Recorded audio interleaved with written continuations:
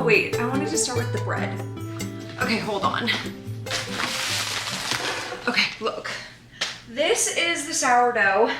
I tried to start this the other night. It wasn't really working, so I gave it a little bit more feeding. Still wasn't working, but you can see there's bubbling. Like, it's active, it's just not rising to the amount that I need. So I wanted to feed it again, but I want to feed it with you. So there's already some flour in here. I'm gonna add some water and mix it up. Now, the thing about sourdough is that if you've made sourdough a lot in the same area, it will actually form up better in that kitchen because of the yeast in the air. Weird, right? But things that help that are having like a warm house. So actually, you know, I always think about making bread like in the winter time, but like summertime air, if you really can't get your sourdough starter to work, definitely summer air is going to be a little bit better for your sourdough. Okay, so let's give this a good mix.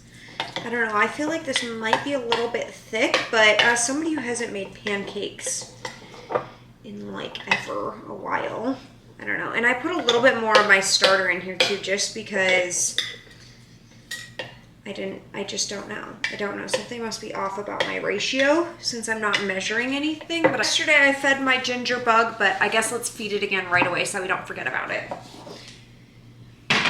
Now I did go out of my way to add a little bit of heat on around these today. Let's see if we got any action. Okay, be quiet.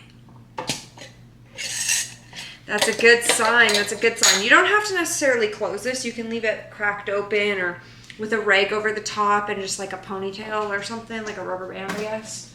I use ponytails. Right, let's add a little bit more ginger. But yeah, so I have like a little light underneath my microwave. I turned that on in an attempt to make sure that, you know, we're getting some heat over there. And then I have like a warm zone thing that I turned on for just a little bit.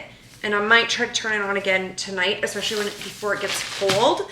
And then I just put everything on top of the oven, which I did run the oven once today and we cooked once. So overall, I just think there was more heat there, and that's what I'm trying to do, is like find the most hot area.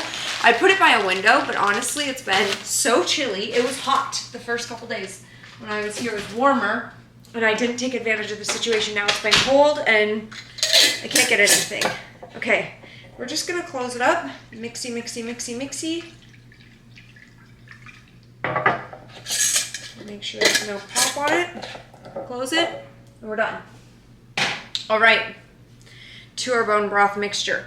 Now, I am all about the health and wellness, so I would put anything and everything in this pot, but I don't want to put everything in the pot. I want to have stuff in my freezer to be able to make this over and over and over again. So we're going to start with some aromatics down in the bottom. So I'm going to use half this container of celery, onions, and carrots. And honestly, what happened, I opened up my freezer and I had way more ingredients than I thought I did. So I'm pretty excited about this. This is my first time making bone broth, so let's do it. All this is just for flavor. So if you don't really have anything, you don't really have to use anything, if that makes sense, you know? It's not like it's gonna be the worst, it's just gonna be a different flavor. Okay, more flavor right away. Garlic. You want to put this stuff down at the bottom because you're like flavoring the dish. I'm making more of a sipping broth as well. So some people are just making broth for stock soups that they're gonna season later. Baby. Okay. I want to make sure that my whole bag of bones. So this is literally a bag of beef soup bones that I found at the store. So it's like, we got to try it. Although if you have like a chicken carcass or anything like that, you can use those. All right, perfect. Then I'm gonna use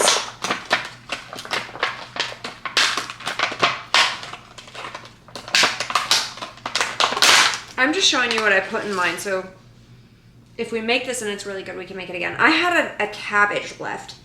You can use this bad part too. You don't have to cut this off. Like if you're gonna put a whole onion in, you could put the onion in and not even take the wrapper off of it.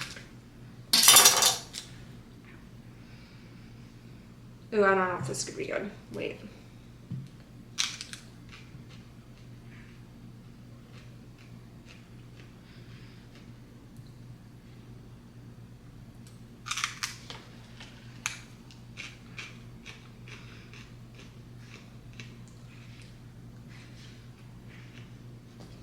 I don't know about this. We might try cooking the fennel. This, I don't know if it's supposed to taste like this, but it tastes like licorice root.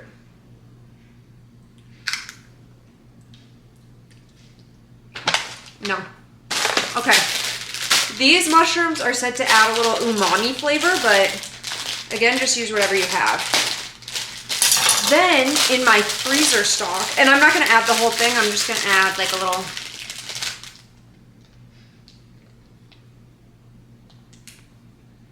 Are these good for eating? It's called a brown beach mushroom. This is what convinced me. It said they have a nutty, buttery flavor, a firm, crunchy texture. To get the most out of these, always cook them thoroughly. Wait. Oh, they should not be consumed raw. And you cut the ends off. Perfect, perfect, perfect, perfect, perfect. Okay, in they go. This is all garbage now. Into the garbage pile. This is going well. Aren't we having fun? Like just trying new things in the kitchen. All right, this is what I found in my freezer stock that I didn't realize I had. I have all this dill in here.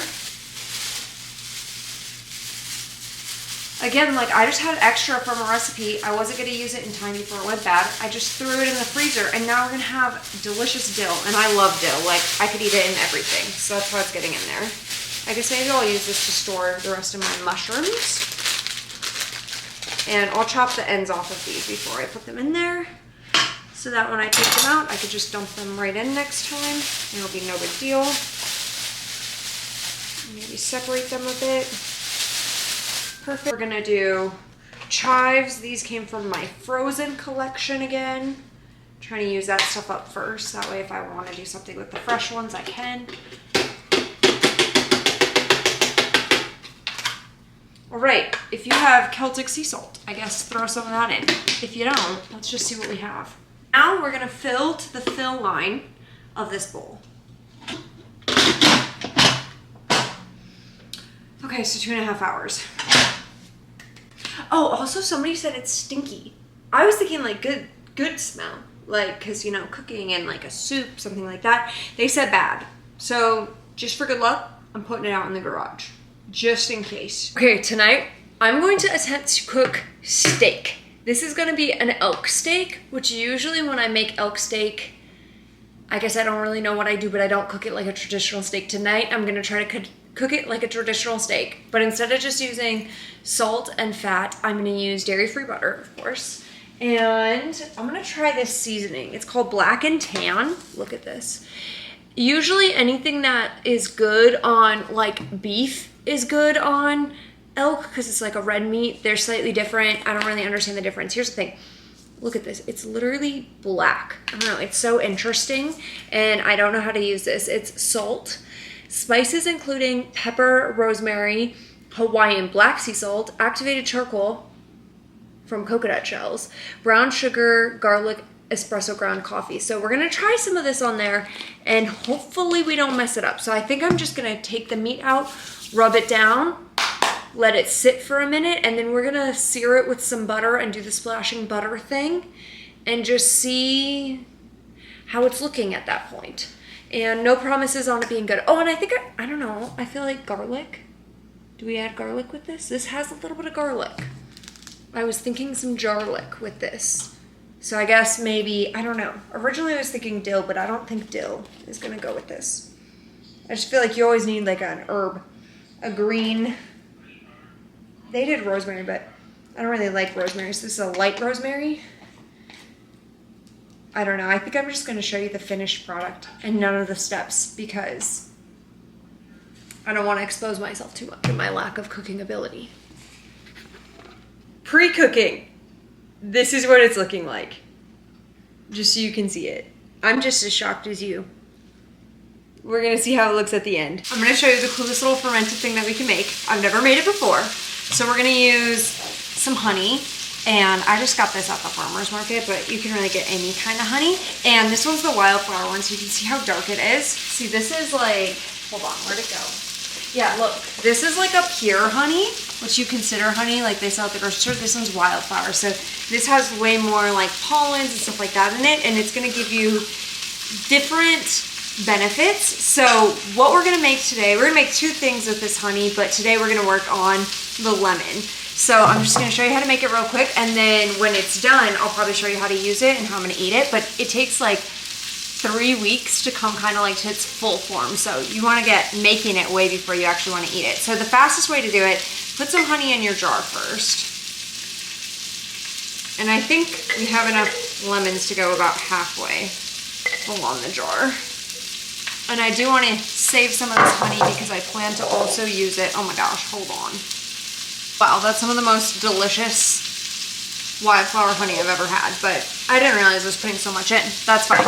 So now you're gonna take lemons, ideally organic lemons. I got a whole bag of lemons, and you wanna make sure to really scrub the outsides of them. So use some salt, use some baking soda, something, and really scrub them down because you're gonna be using the rind and all.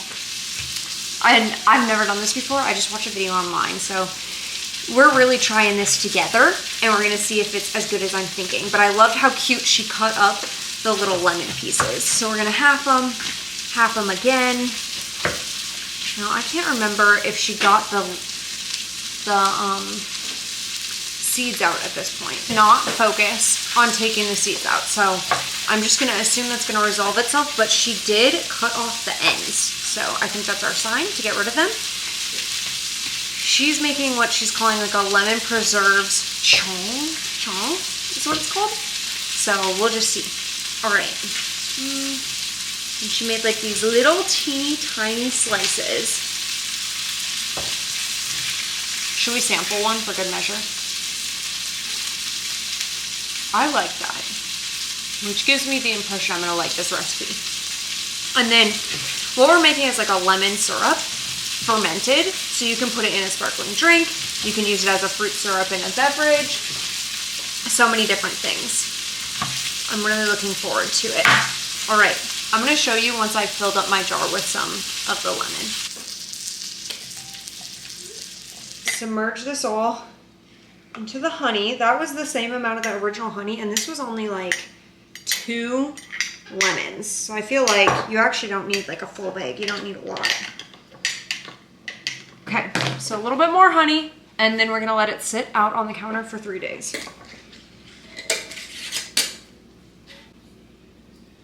Can you see it?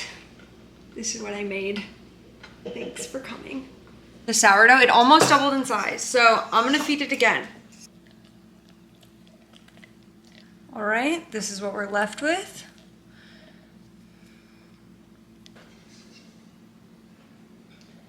Okay, this is the final form of the bone broth. I strained out all of the extra stuff in here and then just poured it and let it sit. Mine's not as gelatinous, I don't think, as it's supposed to be, but I'm gonna peel off all this fat and then show you what's below and give you a little taste test. Okay, so this is what we got for fat off the top. You can use this in replacement of butter, beef tallow, anything like that. You just leave it in your fridge. Make sure you don't set this out on the counter. It needs to be in the fridge. And then this is what my broth is looking like. I don't think that I did the best job of making it into bone broth because it didn't turn into a gelatinous substance. I did mix back in some of the veggies and stuff like that just for some flavor, but mine is basically flavorless. It tastes like an unflavored bone broth or like a stock. That's about it. So I'm just gonna pour it into the containers and then store it in the fridge.